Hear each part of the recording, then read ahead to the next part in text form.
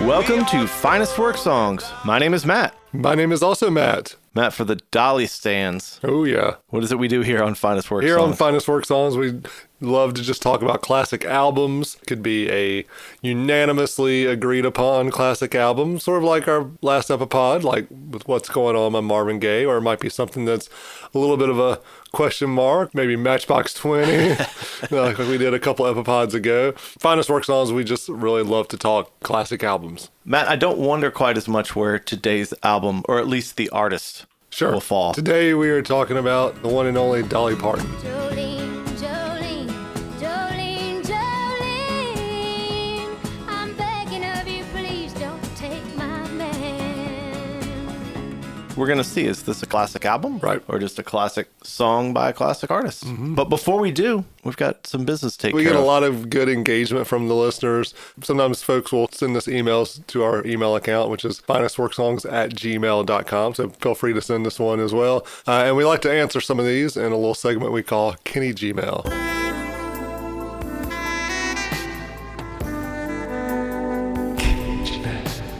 This Kenny Gmail is in reference to our Elvis episodes. Email address is 85128@gmail.com. Is it a robot? Nah, I'm sure it's a legit person. And this person just asked quite simply, which hole you eating first? See, I immediately think they're talking about like munchkins or like donut holes. Yeah. So I'm going blueberry. I think I'm going blueberry. Okay, which donut hole first? Yeah, if we're talking donut holes. Which we are. I'll go blueberry with you, Matt. Blueberry? Yeah. Nice. Anyone else do donut holes? On our last epipod, we talked about the BK Lounge. Yeah. The chicken tender competition. Oh, yeah, the war. You know, the war. I didn't know if there was a whole war. It's probably happened, but don't you know there's probably some like hipster bakery in Brooklyn that's our donut holes are crispy artisanal bacon, maple, and charcuterie pieces. I don't know. Yeah. I mean, I get it, but why do they call them holes? Just call them little balls. Yeah. This is great, Kenny Gmail. Matt, is there a Dunkin' Donuts around here? There used to be that janky one on Capitol. Folks, if you're not living around here, we are in North Carolina. We're in Raleigh, and both Matt and I live not far from the only Krispy Kreme in Raleigh, right? Right. And we're talking the legitimate old school, watch the donuts watch on them the come down the conveyor belt. conveyor. Yeah. America runs on Dunkin', not the South. No. South runs on racism. But also, we love Krispy Kreme. Gosh. Oh, man. I've made everyone mad with that. Because people who are anti-racist are just like, that's not funny, you know? And then the people who are like, racist are like, that's not true, you know? No, I mean, we do love him, Krispy Kreme. Right. The abolitionists are like, don't you talk down on Duncan? Don't talk down on Duncan. That's ours. The abolitionists. Is there still an abolitionist society? There probably should be, Yeah. right? But I mean, like, but there's not slavery anymore, so they're like fighting to end slavery.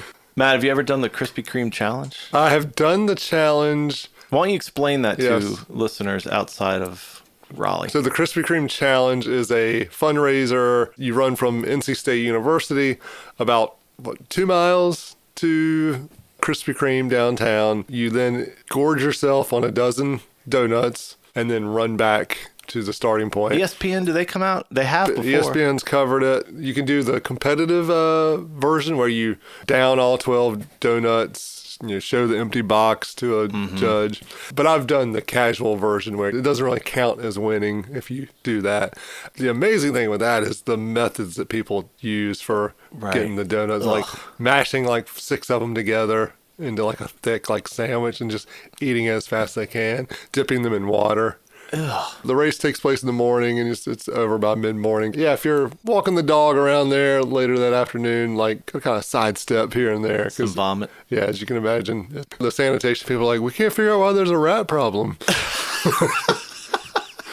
Krispy Kreme challenge. Here they come. Here come the rats. Yep, it's the Pied Piper.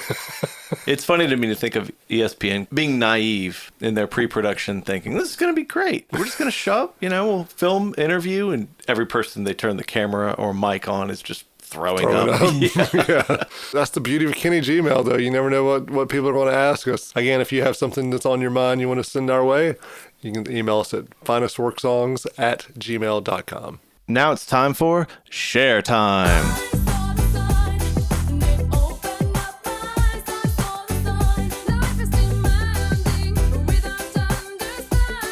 Nailed it.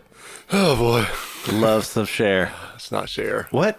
That does kind of fit in that dance hall era Cher, but Yeah. that's not Cher. Man, I'm sorry. One of these days. Feeling good. I think you're going to get it next Matt, time. what is Share Time? Share time is our opportunity to kind of just give a little referral or a recommendation of something maybe we're reading or watching or came across, just something we think might be of interest to the finest work fans. What do you have for us today, Matt? It's the book Farmers versus Foodies by Ray Starling, which is a really fascinating look at food supply issues. I mean, I don't know if you've noticed, Matt, but food costs seem to be going up. We've Yes. got inflation. Yeah. Yeah, I think a part of that is discerning eye of the consumer. People are much more concerned about where their food comes from, how it's grown.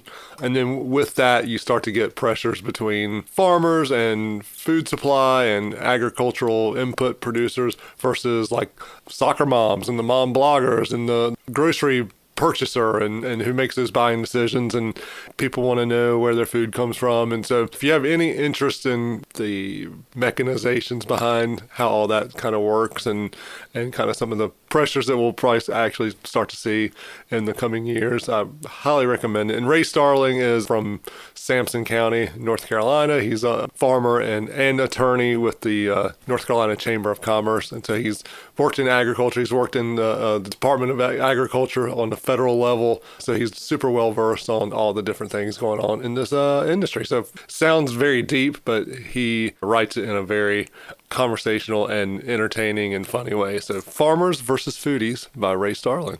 Man, that sounds interesting and definitely something that we're all experiencing. Yeah. Is there a change this book brought about in your day-to-day life? It just further drove home the fact that as much as we would want to, we can't just all eat and grow organic for everything. That's not a sustainable way to feed the entire world. We've got to have some sort of mass production here or there, which doesn't mean there aren't things that could be improved in it. A previous guest, Tim Hunter, and I were talking the other day about just the differences that our kids experience with food. He made the point, he's like, I don't think I ate hummus until I was like 25 years old. His daughter, who's 10, she has her favorite hummus flavors. The exposure we have to different foods, and that goes both ways. I mean, part of this that this book gets into is you have part of the world in China and Asia that is not just wanting rice anymore. They want protein. And so how do we keep up with providing protein to a massively increasing population and also provide it to us? Thanks, Matt. Yeah. What do you have for us for Share Time? I'd like to recommend a new podcast produced and hosted by Bob Crawford, bassist of the Avett Brothers, but also avid historian Yes. and podcaster. You may be familiar with The Road to Now. Yep. Big fan of that one. Yeah, it's a great podcast.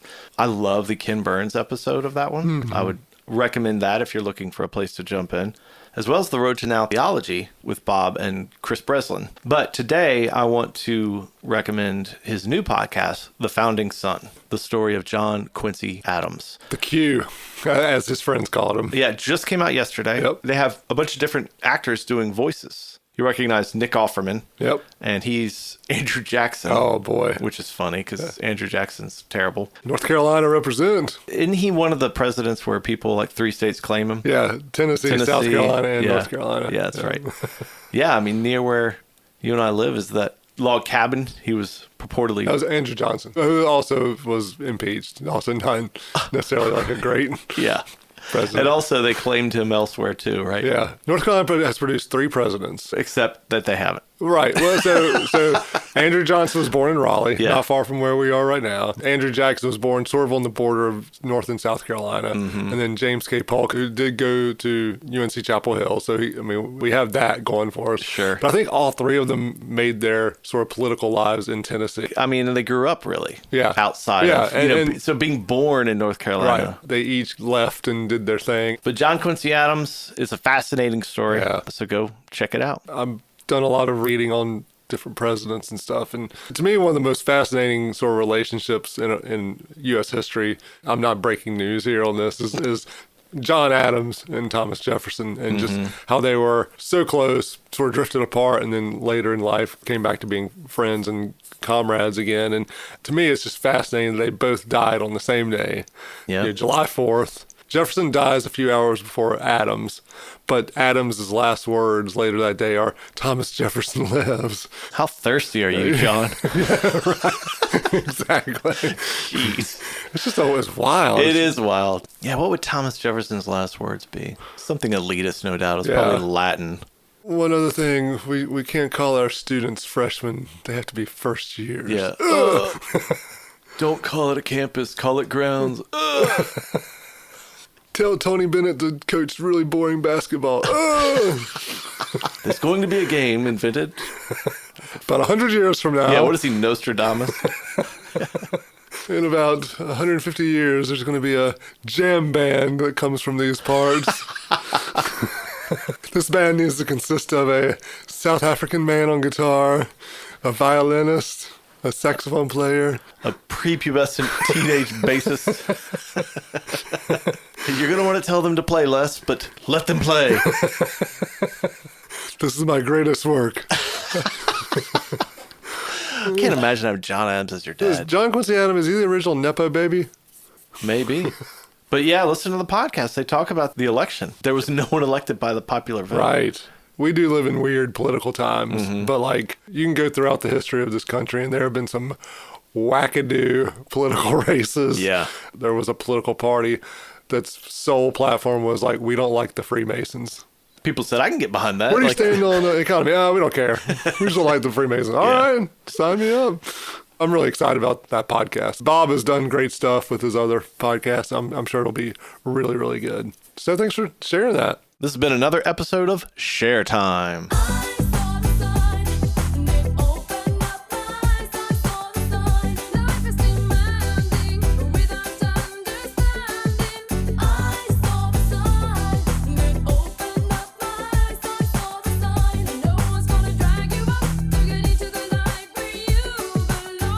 Every week that I play one of these tracks, I just want to let it keep going. Yeah, it's so good. It is good. I mean, Ace of Base. I'm sure we'll do an Ace of Base Oh, at least one. epipod. Yeah. Yeah. What was their other song? All That She Wants. All that she wants is right. another baby. Who's stopping her from having another baby? That's all she wants. Give her that baby, y'all. We're not here for Ace of Base or Cher. Or John Quincy Adams. We're here for one reason and one reason only.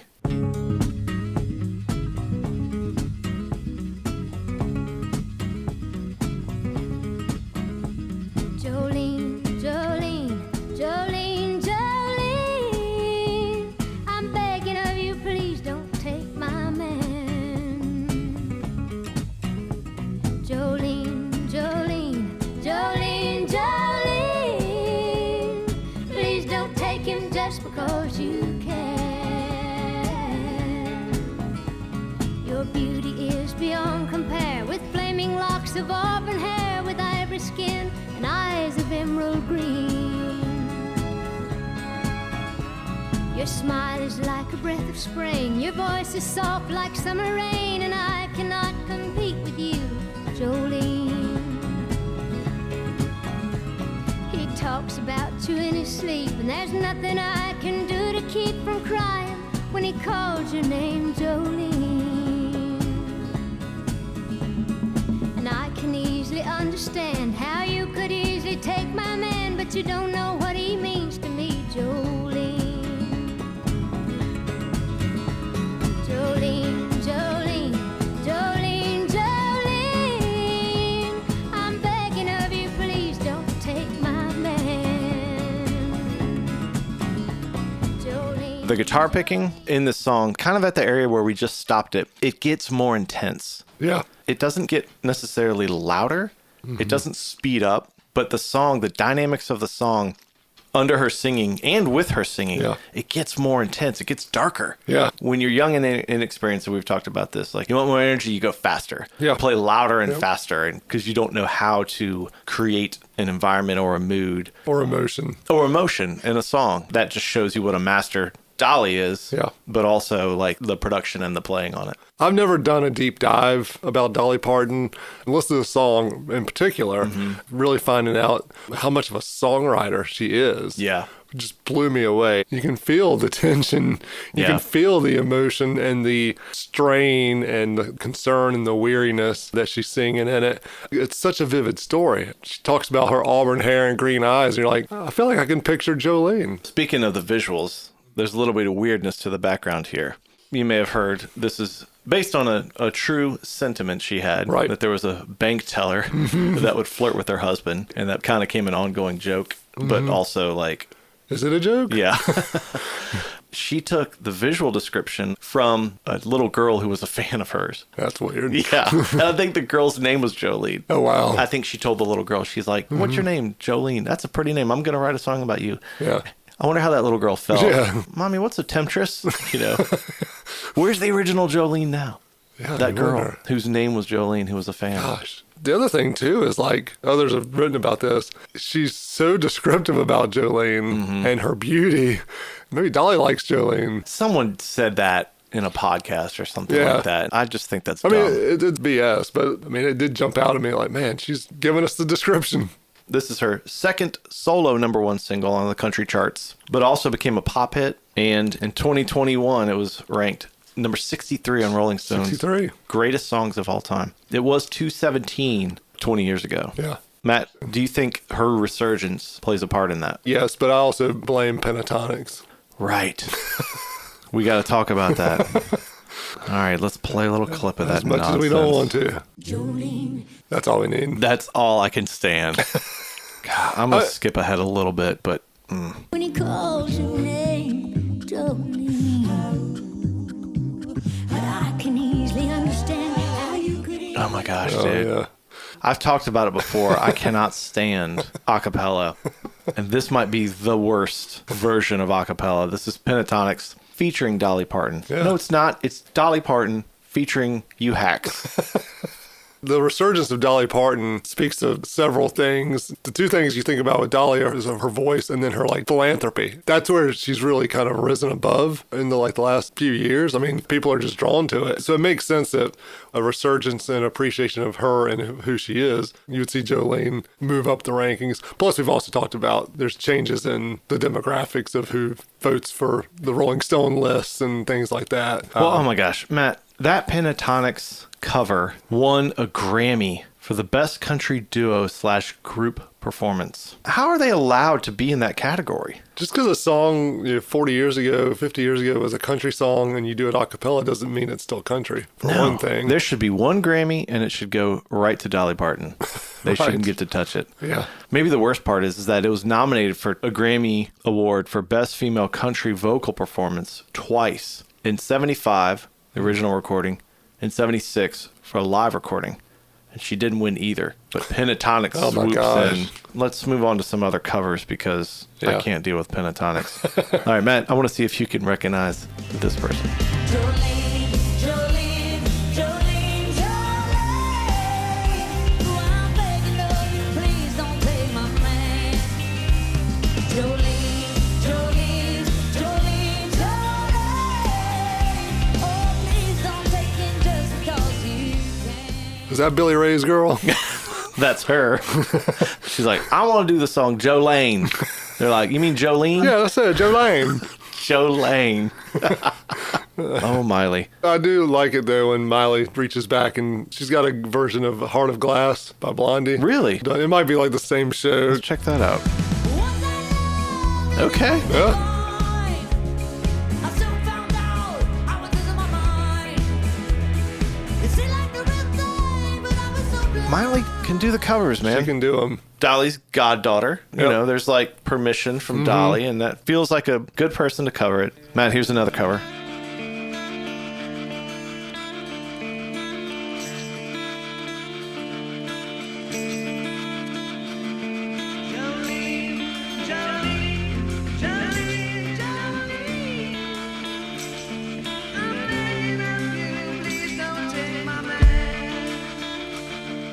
I can't make that one out. White Stripes. Ah, which you'd think that they would come in and like rock it up, yeah. but kind of a cool take. It makes sense when you say it like that. This song is intense, like we talked about, and there's that edginess to it on Dolly's version. It's kind of the only song on this album that's like that. For the most part, it's a lot of what you would expect from 70s country. But I'm so glad that she starts it with this one because it's such a good song. I've heard that the album was a response to the hit, to where they threw together the album to put around the song. Right. Because the song was such a hit.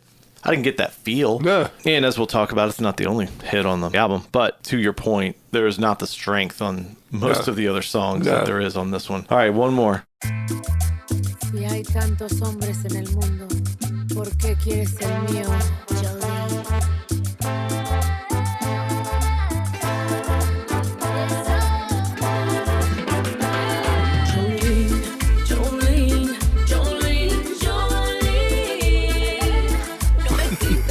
Shakira? Chicas and Becky G. Oh, okay. Yeah. I will say this. The Latin approach to it allows the passion to come out. She sings it in a way that would feel a little over the top if someone in English was singing it, but it makes sense. You can get away with it. It's international, man. It's like Pitbull. Dolly's the OG Pitbull. I'm sorry, Dolly. Yeah. Did not call you a Pitbull.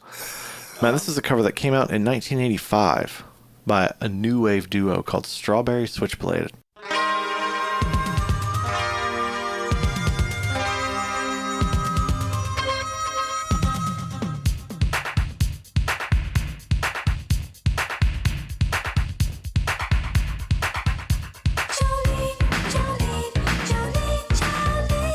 Yeah, all right. I'm here for sprockets.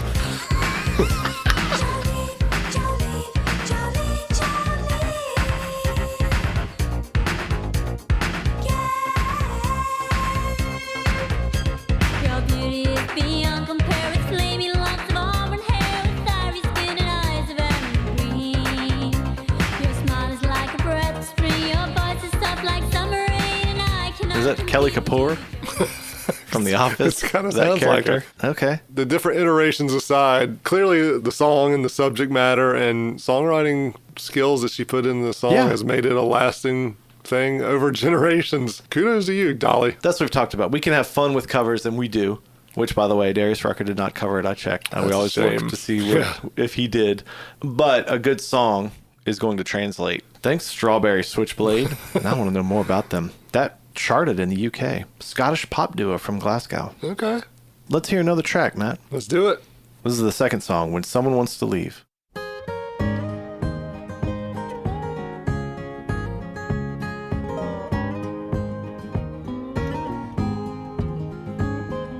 When you love somebody with all your heart and soul, and you want to keep them with you, but you know they want to go. What do you do? What do you say when you know they want to leave as bad as you want them to stay? And there's nothing quite as sad as a one-sided love, when one doesn't care at all and the other cares too much. It's a sad situation, I must say, when someone wants to leave as bad as you want them to stay. Matt, she's still married. Same husband. Same guy. They claim he's only seen her perform like once in concert. Right, that's the joke, right? Yeah. Like he's so behind the scenes. You almost wonder, is that a secret to people, certain celebrity marriages? I think he was like not an electrician. Like, a plumber, an electrician or something. Yeah, like he needed to be. Yeah, so she's got like the progressive ideals kind of thing, but then she's also in a lot of ways self-made, but true to her roots. I mean, she's invested so much into where she grew up. She hasn't gone off and moved to LA and put her roots there. She's still like a East Tennessee country girl, mountain girl. Bought her childhood cabin or home or whatever. Bought the land, which is just kind of cool. Yeah. And look at her career. Here's some stats here. She sold more than 100 million records. Not bad. Worldwide. Not bad. 25 singles reached #1 on the Billboard country music charts. Tied, actually, with Reba. Oh. I wonder if both of them are still They're just like, putting songs out, just trying to get one gotta more get number one more. one. Yeah, just one more. She's like, I need your help, Pentatonics. It was like a clandestine meeting. She's like, I need a number one. There's one group you can call. The Avengers? Kind of. what if her and Reba did a duet? That'd be the way to do it. That's the equivalent of the two high jumpers in the Olympics. Yeah. Who both went out on the same height so they could share the gold. Yes. That would be beautiful. That would be beautiful. 44 top 10 country albums. Albums. She's written over 3,000 songs. She's received 11 Grammy Awards. She's been nominated 50 times and came from a one-room cabin, fourth of 12 children. Whew. Her dad was a sharecropper and built it up, got his own small tobacco farm. But yeah, she just started performing as a kid. But her big break came with this guy, Porter Wagoner. Porter Wagoner. Starting in 1967, she came on, and apparently people were ticked because Dolly Parton replaced Norma Jean. It's kind of like your Pete Best and Yes, Ringo Starr. Yeah. What do they say? Pete Best forever, Ringo never. Yeah. It is funny now to think about people being upset about Dolly coming on. Right. That whole like be on the right side of history. You were wrong. You're wrong on this one. So check this out, Matt. They had a 6-year streak of almost completely uninterrupted top 10 singles. Every time Porter and Dolly put a song out for 6 years. 6 years? Yeah. I mean, that's like Beatles, Michael Jackson numbers, Yeah. you know, in terms Yeah. of consistency. Oh my gosh. Let's hear a little bit of those two. Porter Wagoner and Dolly Parton. Daddy did his best. I remember when my daddy worked all day for just $1, and he never saved a penny, but at least the bills were paid. I've never seen a man work half as hard and come home half as tired, then give the Lord a tenth of all he made. Daddy said I'm making payments on a mansion, And so many times he's told me this old world was not his home. and he told me he'd been promised he'd receive a fair reward. That he did the best he could, then left the rest up to the Lord. The thing I love about Dolly is like, there's no like, she started out singing this way and then changed it to fit into some sort of Right. style or convention. I mean, you hear that now, you hear her sing 60 years ago. It's quintessential Dolly. Yeah, Jolene was her breakout, topped the country chart in February 1974, and then she made the decision to leave. And they had their last duet in April 74. Although he was still involved, he helped continue to produce the records. I think he had financial ties to her as well. Okay. Matt, which brings us to, The next song, maybe you've heard it before. I doubt it, Yeah, probably not. deep cut.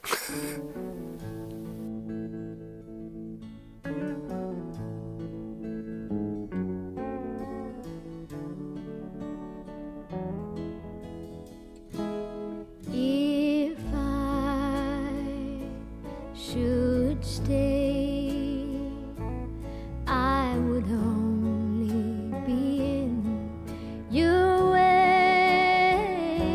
So I'll go, but I know I'll think of you each step of the way. And I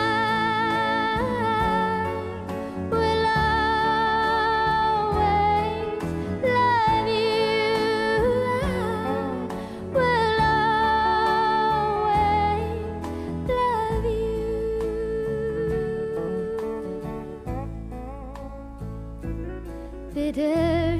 Bittersweet memories, that's all I am taking with me. Goodbye, please don't cry. We both know that I'm not what you need. But I will always love you. I will always love you.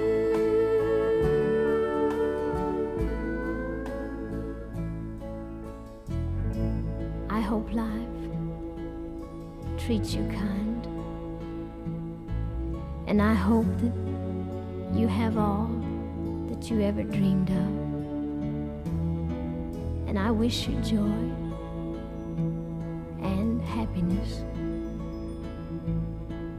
But above all of this, I wish you love. And I will always love you. I will always love you. I will always love you.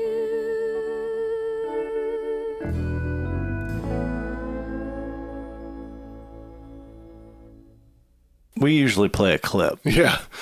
but that deserved the whole song. Right.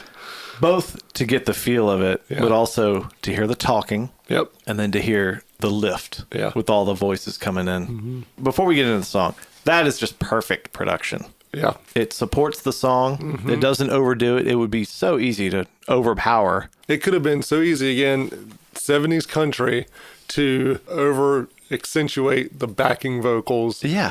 Like you said, it's like kind of pull back. They let her do her thing, and then all the parts behind it serve as such a great balance. And you know when they heard it, like, wow, what Yeah. a song. Right. It would have been so easy to push her towards over singing, Yeah. you know, just to make it a huge ballad. And it's so incredibly sweet. Yeah. It feels like, yeah, no, she wrote this for Porter. Yeah. Before we get to all the covers and everything, Yeah. like, the original just is incredible. Had you heard her version, this original, before I have, yeah. before Whitney Houston's version came out? Oh, no. I know, like, I never even knew the song existed before Whitney Houston and The Bodyguard and all that. And part of that's our age. Yeah. Because this was a That's true. hit. Yeah, that's true. You would have thought that we would have heard it. At least somewhere. I mean, it was a number one, you know, when it initially came out. And then also when it was re-recorded for the soundtrack to the movie she was in, Matt. The best little whorehouse in Texas. Okay.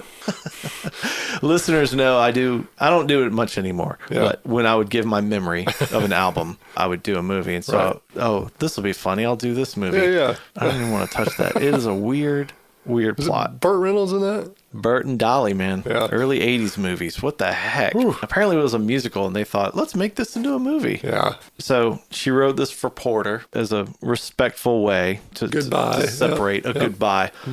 Totally unintentionally poured salt on the wound. Yeah. Because Exactly. the song that she wrote to say goodbye to him went to number one. Yeah. So it's like, oh, also, I'm Also, leaving you to I go need climb you. the charts. Yeah. I wonder if he was just like, yeah, it just makes sense. An artist has to move on. Yeah. Or if he was salty about Yeah. it. Also, Matt, you may have heard that she wrote this on the same night as Jolene. Jeez. What? Those songs in one night? Kind of coke was she on? Just kidding. She's Dolly Parton. Yeah, she's pure. She didn't need it. That's like Prince when he went home from filming Purple Rain. Right. They said, we need a song for the scene. And he went and came back with 2 songs. And one of them was When Doves Cry. Oh my gosh. Like, how do you do that? Lightning Strikes. This album is fine. I mean, Right. it's a fine album. Clearly, the 2 masterpieces on this album are Jolene and I'll Yeah. Always Love You. You almost wonder if they're the 2 songs that she cared the most about, just because it seems like they're so much better constructed and produced and Good point. developed than the other songs on this album. I Will Always Love You is a beautiful song. There's a sadness, there's a weariness to it. They're really the 2 songs on this album that have that emotion to it. So Elvis wanted to cover this, Matt. Yeah. Apparently, old ding dong Tom Parker, I'm not going to call him a colonel, he ain't a colonel, said that Elvis would have to have half of the publishing rights. Who does that? She was big enough, but this is Elvis, man. Yeah. You would think that she would see this as like this takes Yeah. me to the next level, not knowing that you're going to be Dolly Parton. Yeah, right. In an interview, she said that, you know, she cried all night and people were saying, you're nuts. And she said, I can't do that. Something in my heart says I can't do that. But this is great because she says, then when Whitney's version came out, I made enough money to buy Graceland. That's awesome. Yeah. I would have loved to have heard Elvis do this song. Is there any live version of it? It's right in his pocket for live Elvis. Especially at that time. Oh, yeah. Oh, did he do it?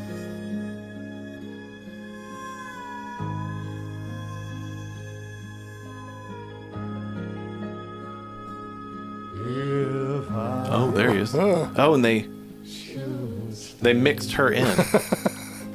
Well, I would only be in your way. Maybe we should leave it to the imagination Yeah. because he sounds a little rough here. Yeah, it does. Let's see. Always, always love you. I will always Is that- love you. Is this a joke? No, it's him. Some Elvis fan was like, I gotta know what it would have been like. Someone hire an impersonator. Matt, I don't know which one's covered more, Jolene or this one. Yeah. Here's some of the covers. Tell me if you recognize who this is. Okay. I'm gonna fast forward a little bit. Hope life will treat So you. Dolly's on this one. Okay.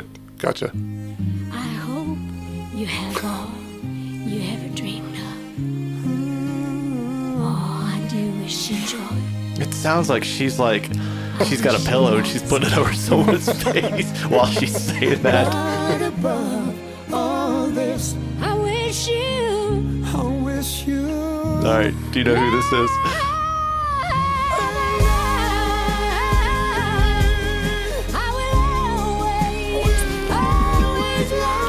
Michael Bolton. Oh, it is Bolton. Yeah. Oh, I was He's gonna bolting say. all over that track too, man. He's like, just sing the song, dude. First, I thought it was Michael McDonald, but he wasn't quite Michael McDonald enough. Right. That's the Bolton. Let's see. It's the thunder and the lightning. Let's see if he sings it normal earlier in the song. Yeah. Nope. Does she have some sort of clause where, like, roughly 50% of covers she has to actually perform on them with the person doing the cover? Yeah. All right. There's a lot of variety, Matt. Okay. This is a track by Me First and the Gimme Gimmes.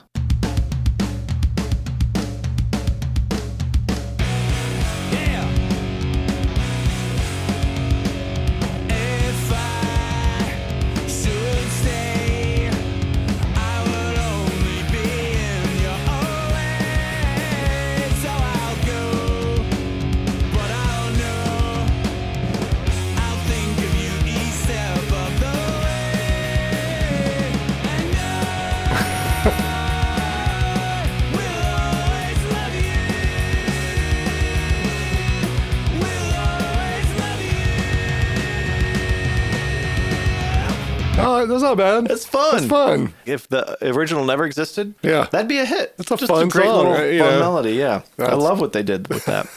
Here's another. Y que tengas todo lo que soñaste ayer. Three tenors? Bill Devo. Bill Devo. Que ante todo encuentres el amor.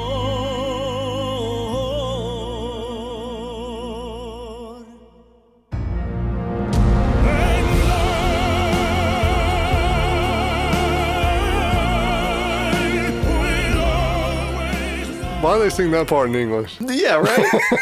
Clearly, they're Italian. Speaking of over-the-top production, that's what they could have done with Dolly. Yes, That's what we're saying, that lift and they there. didn't. But those guys, man, that's the only way they're doing that song. Matt, have you ever wondered what this song would sound like in a horror film? Every waking minute of my life. I thought so. Yeah. That's why we're here. Bittersweet memories.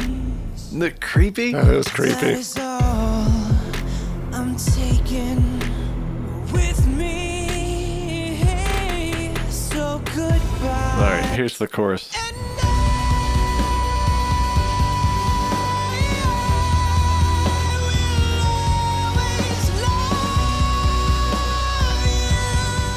Ugh.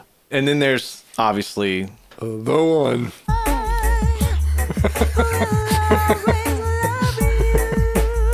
Yeah, this is the one I was thinking about. Whitney. I mean, if Dolly's the queen, then I think this is the scene where Kevin Costner and Whitney, they're like making out. he's got like the Rasta hat on and everything. Just reimagine like the Bodyguard film, not in the whole ice and snow where he's running, but like on an island. He's just like bopping along. It's like Cocktail. But like bodyguard style. Oh my gosh. So that's the one. That's the one we all know Yeah. and love. But there's one more. And I will always love you. I will always love you. I will always love you.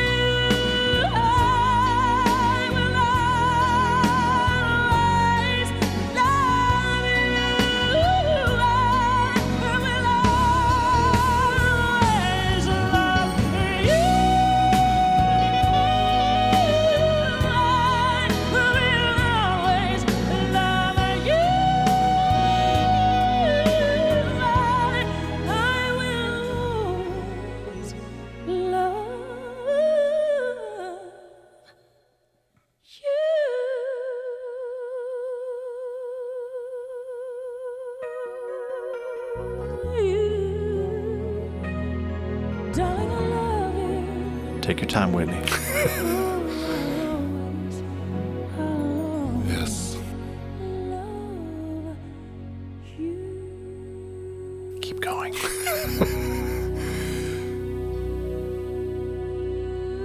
Higher. Now higher. She could have gone higher too. She could have. She just kept climbing the scale until she floated up into the sky. This was Kevin Costner's idea. Really? Kevin Costner is to thank for Whitney Houston singing "I Will Always Love You." There you go. How about that? But he's to blame for Waterworld, so it balances out. You win some, you lose some. Yeah, that's right.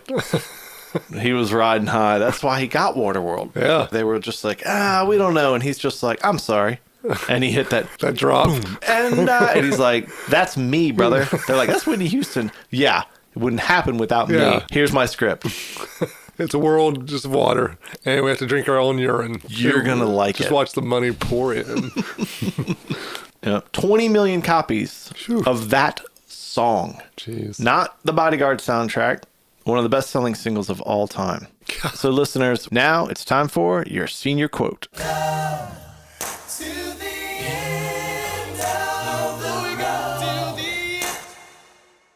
Under your senior yearbook, you get to choose a quote, and naturally, it's going to be something off of Dolly Parton's 1974 album, Jolene. Oh, clearly. What would your senior quote be from this album? In the end, the quote I would use is from the song Highlight of My Life. You're the one that makes it all worthwhile. You're the one that taught me how to smile. Just leave people guessing, like, who's he talking about? Is he talking about the lunch lady? I said, yeah, what teacher? We never knew he had someone like that. What's your senior quote? My senior quote would be from the song Cracker Jack. When we got in trouble, we would help each other out. It's high school, man. You got to look out for your boys. Yeah, that's and right. That sort of thing. Yeah. Also, the song Cracker Jack, y'all need to listen to. It's Dolly Parton singing about finding a stray dog and it becoming her playmate and companion. The best friend I ever had was Cracker Jack. And halfway through, I'm thinking like, oh no, you're going to destroy us, Dolly. You're about to old yeller us. Yep. And she doesn't. She doesn't get into details. Nice. She just keeps it as, I remember Cracker Jack. He's the best friend I ever had. Okay. Da-da-da-da-do-do-do. Scene. And I was so thankful because I thought, oh, the power that you have, Dolly Parton. And you wield it so well.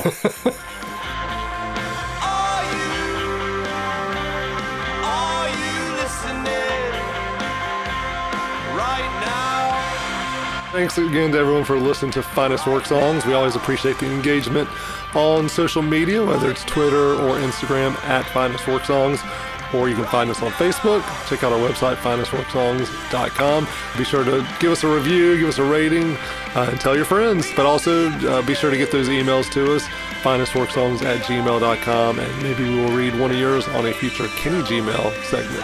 All right, we'll see you next time. And we're going to take you out on another Dolly classic. You can't talk about Dolly Parton without playing this song, Matt.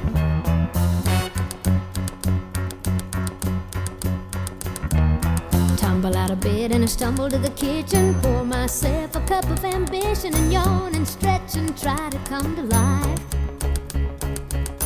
Jump in the shower and the blood starts pumping. Out on the streets the traffic starts jumping with folks like me on the job from 9 to 5. Working 9 to 5. What a way to make a living. Barely getting by. It's on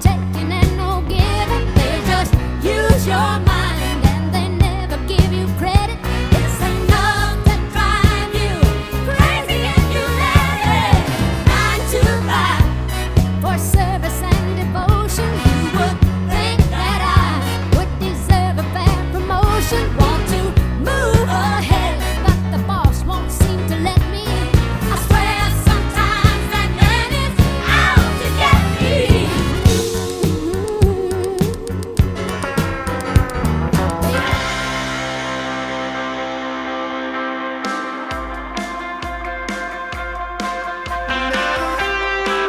Our theme song is by the incredible band Medium Heat. This track is called Radio, and you should check them out at mediumheat.bandcamp.com. And check out any upcoming shows if you are in the Raleigh area. They are on Facebook at Medium Heat Music.